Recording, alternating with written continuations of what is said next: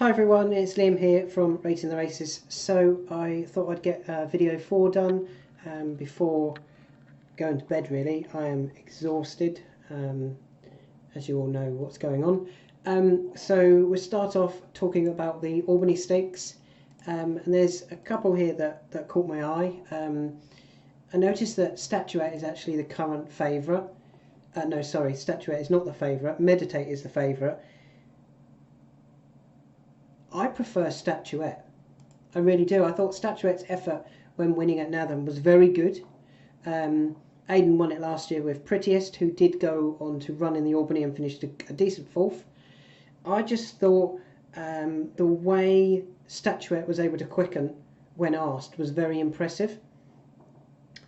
Meditate had that early speed, and I just think that Statuette might be able to track Meditate if they both run. Obviously they're both Aidan O'Briens. And if it turned into a match-up between them, I think I'd favour Statuette over Meditate. Just the way she quickens. I like horses that quicken, not necessarily those that grind from the front. I like a horse to be able to travel into it nicely and then quicken late on. And I thought Statuette was my preferred of the two there.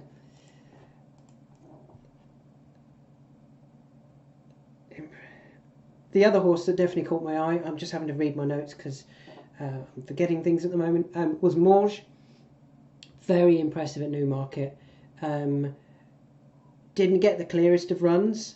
Would have learnt plenty for that run. Buffeted around a bit, just covered up. When Morge got out, very, very impressive and quick and clear very nicely. The negatives to Morge, Ray Dawson's a very good jockey, don't get me wrong, but he was allowed to go and ride Morge on debut. Morge was allowed to go off 12-1 on debut. I think if they thought Morge was really that good, it would go off 2-1, or she would go off 2-1, sorry, and William Buick would be on it, or James Dorr would be riding. The fact that none of those had gone over to, come to take the first ride on Morge would just be a slight worry, and I can understand why. I almost feel if it had been a shorter price on debut, it would be shorter price now, but I think it surprised them as much as it surprised probably the jockeys as well. I had a look at Queen Ollie. I thought Queen Ollie looked a bit like a grinder to me. Could be similar to like Bradsell though, who did win today, but I would be picking Statuette there over Meditate and Morge.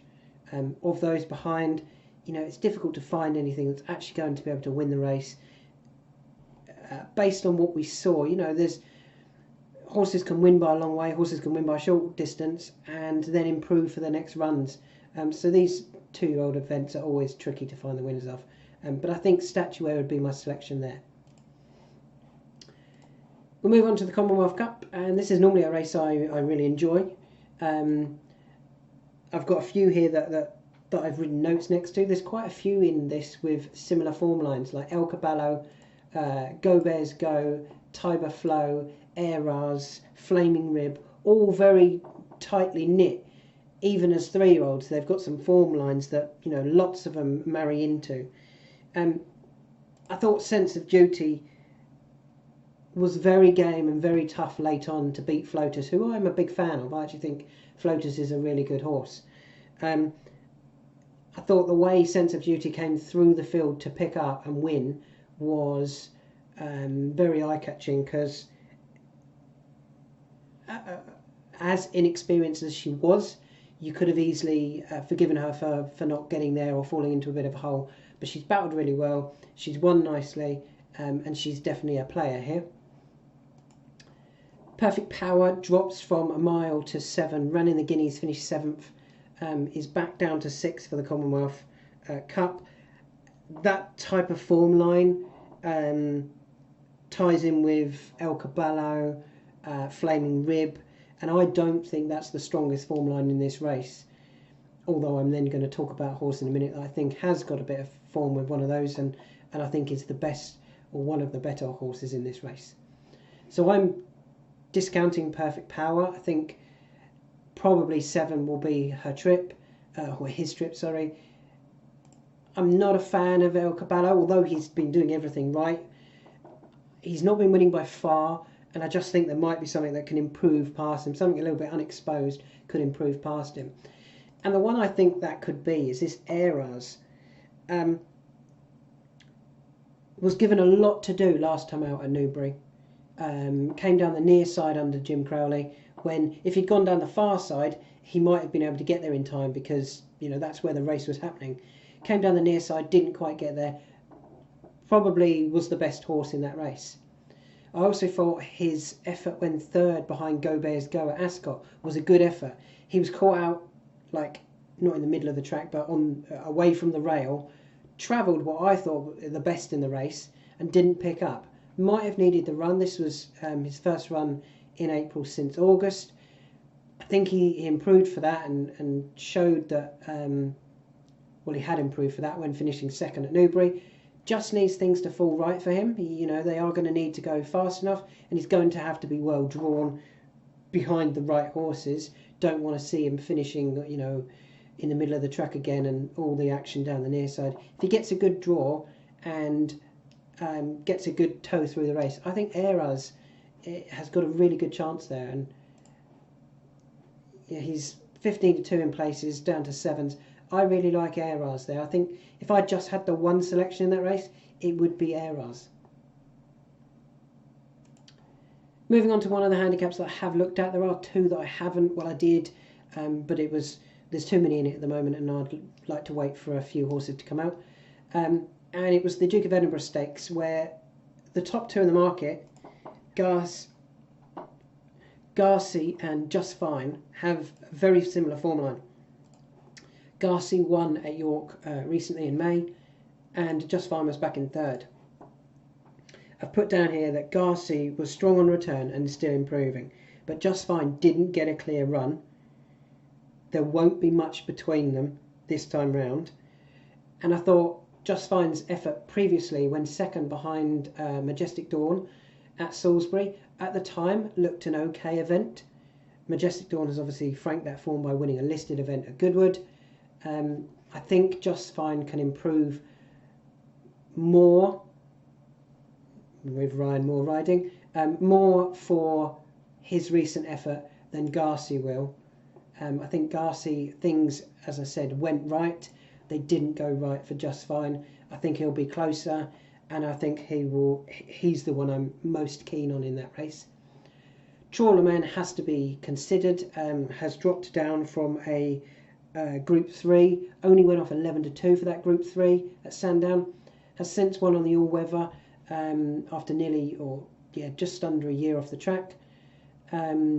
James got over to that rail, pushed along, managed to just find enough late on. I think there's more to come from Trawlerman.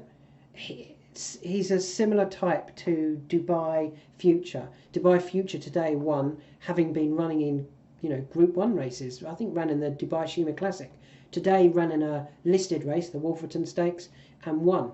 Trawlerman hasn't got all of that back form, obviously, but has got possibly one of the highest levels of form in terms of where he has at least tried, and is now dropping back down in class slightly for the Duke of Edinburgh.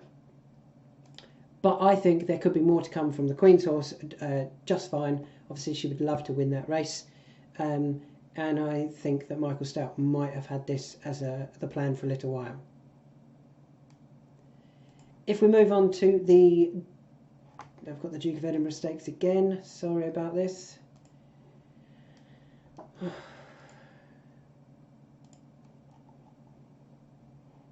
Coronation Stakes. There's only one horse I want to turn up here. I really hope she turns up. Back in October 2021, I put Innsbruck was the best filly there, without a doubt, and she got a lovely toe through the race from Cachet. Cachet obviously made it to the Guineas and won. Innsbruck didn't. I really like Innsbruck. I think Innsbruck is class. I think she's very, very good. If she gets to this race, she is the one to beat. Homeless Song has some good form. Innsbruck beat Cachet comfortably, and the rest I don't think are anywhere near these two at the top 2 in the market. It's all about if Innsbruck gets there. If she does, I think she takes all the beating. We'll then move on to the Sandringham. I've put down a few here that were interesting. Heredia, who won despite how the race was run. Way out of her ground she was. Off a layoff, 247 days off the track, picked up really strongly to just get there in the end. She's obviously better than that, and I can understand why. I think she's been back today. You can see she's been really well supported today, and that's completely understandable. I'm quite a fan of the next one, Queen Aminatu. I thought her effort when third at Haydock was very unlucky. She didn't get the run at all. She was trying to get out under Kieran Fallon, and it just wasn't happening until it was too late. And when she did get out, she had lost some of her momentum that she was trying to make at a crucial time. I think it'd be great if Kieran could ride and Kieran could get a clear run and go and win a race after he was so disappointed today.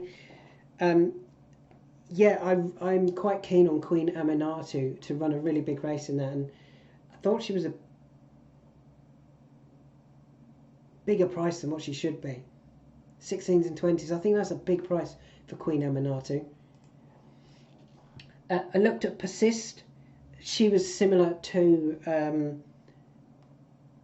Heredia, came from a long way back when winning at Ripon, like a long way back. So one of the big things in this race could well be the tactics. Persist has come from a long way back. Heredia has come from a long way back to win. I think Sigamia, who is one I'm going to talk about, it could be the one that goes forward and tries to make the running. I don't think she needs to, but I think they will. They'll just keep it simple on Sigamia. And it could end up that Heredia and Persist and even Queen Aminatu are a bit too far back. I think the one that's likely to get what could be like the run of the race is this one, Zambak. I thought her effort at Haydock was very good. It was obviously expected. She was 1 to 3, but it was a very good effort on her second run back. And I think she's just going to be in a prime position. That's the big thing about for her. She's going to get the run of the race, whereas some of the others might not because of how they like to be ridden and the fact that they're still learning. So I quite liked Queen Aminatu and Zambak there at bigger prices than some of those at the head of the market. Heredia, I can see why she's getting really well supported. If she'd got a clear run last time, she would have won it by a lot further. But does she need that type of race to really allow her to knuckle down late on? The final race I wanted to talk about was the King Edward the 7th Stakes, where Changing of the Guard or Ottoman Fleet look like they might go off favourite. Hu Yamao is also a short price. Hu Yamao obviously finished second in the Derby. Changing of the Guard was 5th, but did try and make the running that day and probably hampered his own chances by going so hard. I thought Changing of the Guard won't go so hard this time, and probably something else will lead, and that will allow Changing of the Guard to settle and actually get the trip a lot better. I was also quite keen on, I've put down Ottoman Fleet. I thought the way he won the race won by John Leaper a couple of years ago, or last year, sorry. Where is it? At Newmarket was very good. They've been patient. They didn't rush Ottoman Fleet for the Derby. Obviously, he's a gelding, so couldn't have run in that. But I just think it was clever. They've waited. They've been patient. I think he's still improving. They would be the two I'd prefer, Ottoman Fleet and Changing the Guard. I did also look at Buckaroo, who is going to step up half a mile after disappointing somewhat in the Irish Guineas. Finished 6th. Didn't jump out at me when he ran that this is going to be the trip that he needs. The way he finished his race at the Curragh didn't say to me, he needs to step up, a mile is too short for him now. Whereas we kind of know that Ottoman Fleet should be fine over the trip, very strong at the finish at Newmarket. Changing of the Guard, similarly, you know, the trip isn't an issue. He has won over a mile and 4 at Chester. He went too hard at Epsom in the Derby. I think if Ryan jumps back on, they'll be a little bit more patient and he'll go much closer. If I just had to pick the one, I'd go Ottoman Fleet. Yeah, I'd go Ottoman Fleet over Changing of the Guard if I was just picking the one. So there's some thoughts for day 4. Thank you for listening. Sorry about my voice, and if I made any mistakes with pronunciations and things like that. Good luck. There were some good results today. Very impressed with Nature Strip in the sprint. Caribus, I thought that was an interesting race. I know a lot of people are saying, well, if Lusail had gone to the rail, he would have won. If Lusail had gone to the rail, Caribus would have gone straight forward instead of having to switch. So I think those sort of things, and similarly, if there'd been more pace, Maljoon would have won. But Caribus wanted more pace as well. It's all, you can't analyse one horse in a race and just say that needed that, because there could have been 5 others that needed that. And if they'd gone more of a pace, they could have been strung out and Maljoon could have been further behind. Well, suddenly he's now further behind and doesn't get there. So it's always difficult to analyse races or review races afterwards just on the basis of one horse would have improved for a certain different style. I also saw an absolutely ridiculous comment from somebody saying that Ryan Moore threw it away in the race on Bring on the Night and didn't try in the last half furlong. No, he did try. What happened is Callum Hutchinson managed to get more out of Coltrane, who battled back and went away again. I thought it was, they were all perfectly fine rides. If anything, I actually want to give a shout out to Callum. I did tweet this. If you watch with about a furlong and a half to go, Tribal Art, and I think it's Andrea at Zini, start to move in. They want to move into the rail. And Callum says no and holds the line on Coltrane really well. Otherwise, he would have been running into the back of Rock Eagle, I think it was. He held his line, he got that gap, and he went for it and quickened away, and then managed to battle and outstay potentially Bring on the Night late on. I thought it was, there was no poor rides in that. And I think some people, when they back a horse and it loses, if it loses when it doesn't get the clearest of runs, or it gets out battled, or it doesn't quite get there in time, or anything like that, they blame the jockey, and I think that's really disappointing, and it frustrates me, and I need to learn to bite my tongue and not say anything, because there are some people that they just talk out their pocket, sadly, and like to have a moan about every jockey there is. Today, what jockey got it wrong?